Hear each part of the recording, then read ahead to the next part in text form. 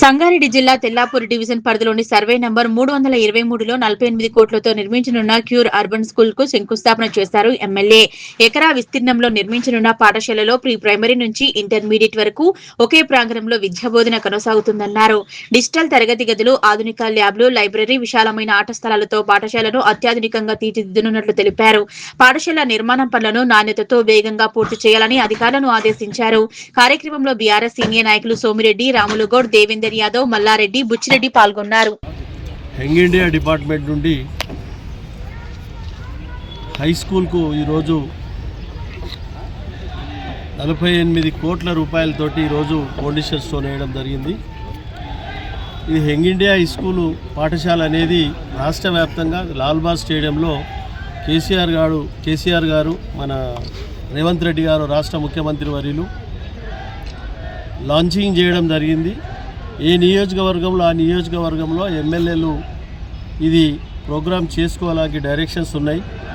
కాబట్టి ఈరోజు ఈ తెల్లాపూరు డివిజన్లో భాగంగా ఈరోజు ఇవి కొబ్బరికాయ కొట్టి పని స్టార్ట్ చేయడం జరిగింది.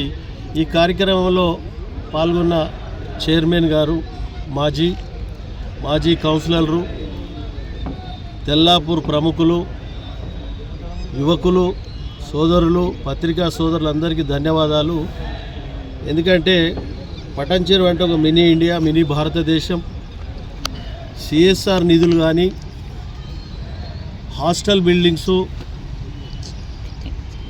మనకు high school buildings, UPS buildings, క్రీడా మైదానాలు, ఎన్నో కార్యక్రమాలు సిఎస్ఆర్ ద్వారా, ఇండస్ట్రీ ద్వారా కానీ, బిల్డర్ల ద్వారా కానీ తీసుకొని ఈ ప్రాంతాన్ని అభివృద్ధిలో ముందు వరుసలో పెట్టడం జరుగుతూ ఉంది. ప్రజల సహకారాన్ని తీసుకొని పార్టీలకు అతీతంగా ఈ ప్రాంతాన్ని అభివృద్ధి చేయడం జరుగుతూ ఉన్నది. అయినా మేమందరము ప్రజలతో ఎన్నుకోబడ్డటువంటి ఒక శాసనసభ్యునిగా 3 సార్లు ఆశీర్వదించి మమ్మల్ని మా మీద బాధ్యత ఉన్నది కాబట్టి ప్రతి ఒక్క సమస్య మీద స్పందించి ఏ శాసనసభ్యునికైనా బాధ్యతలు ఉన్నాయి.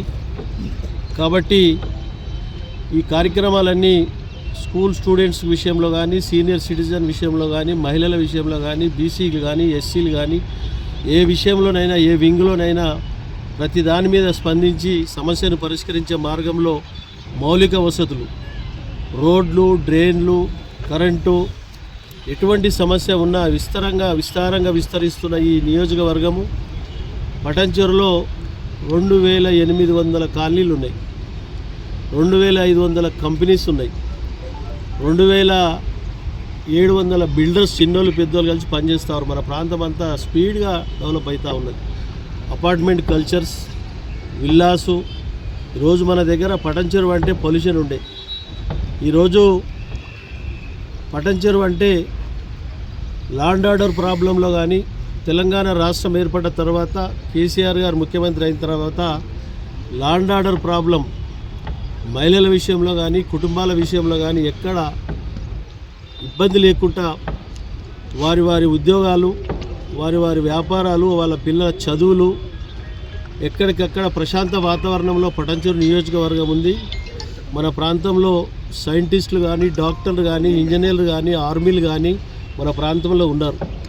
ప్రతి ఒక్కరిని వారిని ఎటువంటి ఇబ్బంది వచ్చినా స్థానిక నాయకత్వం వారికి అండగా నిలబడి ఒక కుటుంబ సభ్యునిగా ఎటువంటి సమస్య వచ్చినా పరిష్కరించే మార్గంలో కార్యకర్తలు అందరూ పనిచేయాలి. మన ప్రాంతంలో ఉన్నవారంతా తెలంగాణ బిడ్డలే. వారిని రక్షించుకొని ఎటువంటి ఇబ్బంది లేకుండా మన ప్రాంతాన్ని అభివృద్ధిలో భాగస్థులను చేసి ముందుకు తీసుకెళ్ళాలి అని కాబట్టి ఈరోజు ఈ హై స్కూల్ పాఠశాలకు